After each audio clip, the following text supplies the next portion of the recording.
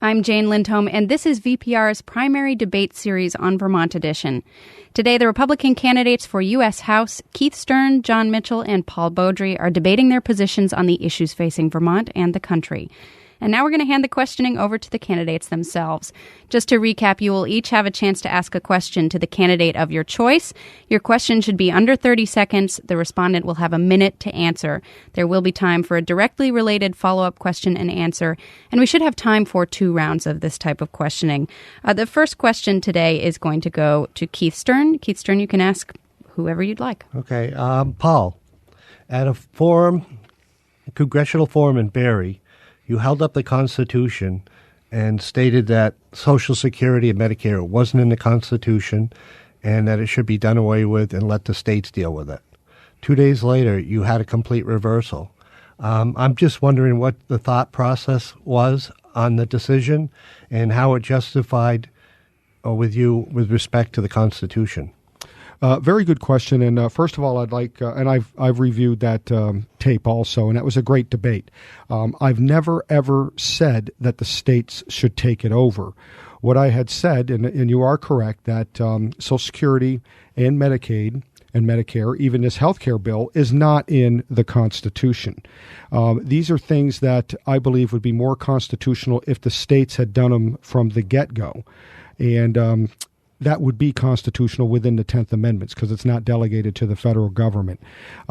We cannot just take a cash-strapped program such as Medicaid, Medicare, Social Security, and give it to the states. We've made that decision on a federal level. What we need to do is fix it so that it will be viable for our future generation. Keith Stern, would you like to ask a follow-up? In regard to that? Mm-hmm. It's okay if you don't, but if you would. I think he answered it. All right, good. Well, we'll move on. Paul Beaudry, you get to ask.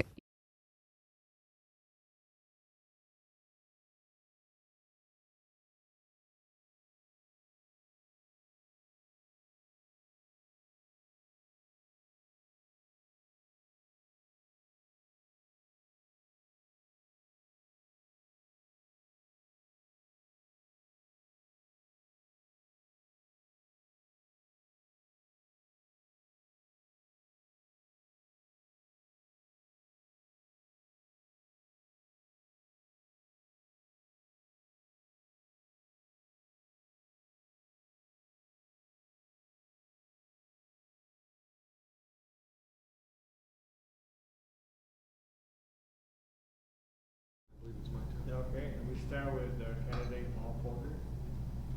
I like your question, and thank you very much. Once again, item 1 on my palm card is I will support and defend the Constitution of the United States.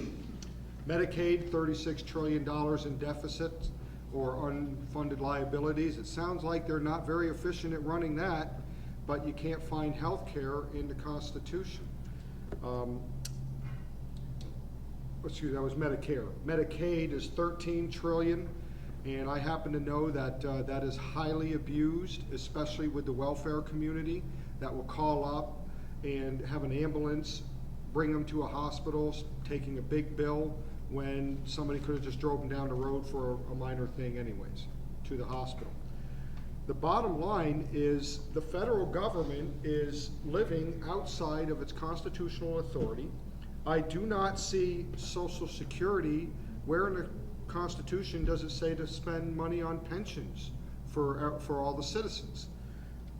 We started with this whole thing way back under FDR, Franklin Roosevelt, building this welfare-dependent society. I'm not saying I'm against the government taking care of us for medical or the government taking care of us for retirement. I am actually in favor of it, but it should be the state governments that do it. The federal government, and yes, I will make the tough things. I will have to live with what is in place when I get down to Congress, but ultimately, they have expanded the federal government so far outside of the Constitution. They're doing what the states are supposed to be doing, and what's the result? Trillions and trillions and trillions of dollars of deficit, which will ultimately destroy our country, render us bankrupt, maybe beholden to the Chinese or other nations, And if they went back and took a hard look at all of these programs they created and said, should the state be doing this? Now, think about that. They just went through this big thing with the health care bill. They wanted one system fits everything. Well, the one system they've already proven doesn't work and creates trillions and trillions of dollars of deficits. Vermont should come up with its own, New York with its own, California with its own, which is right in line with the 10th Amendment to the Constitution. Vermont's might be a little better than New York. New York might do something a little better than Vermont. Our founding fathers set it up with the 10th Amendment with all these entitlement things that the states can do or not do, and then we, the people, can vote with our feet and move to the state that is in line with the way we want it. Plus, you would have 50 different states out there competing in this battle of ideas, because we all want to be the best. Vermont wants to be the best state. We want to do that. We're going to look at what's good, what's failing, under this homogenized system that they come up with the federal government that's unconstitutional. It's not going to happen, and it's bankrupting our country, and I fear for our future.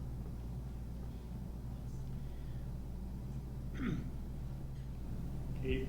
Okay, the people in Congress won't touch entitlement because they don't have the courage, and their whole goal is to be reelected. So they know entitlements are a loser for them. They just don't have the courage to stand up. Personally, I go to Washington. I don't care if I'm reelected. If I can get the job done, push my ideas through, get some of it done, and I get defeated, so be it.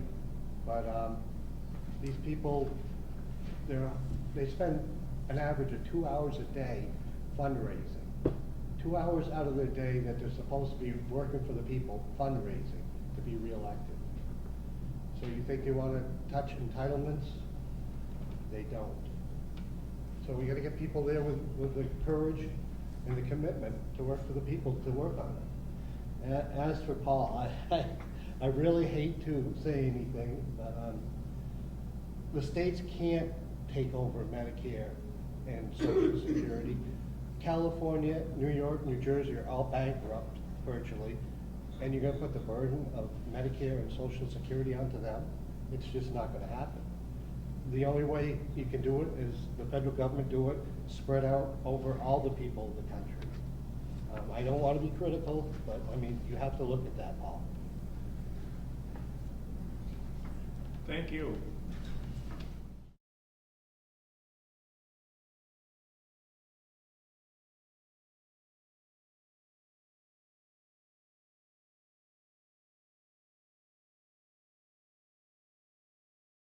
Even the railroad line to a certain degree.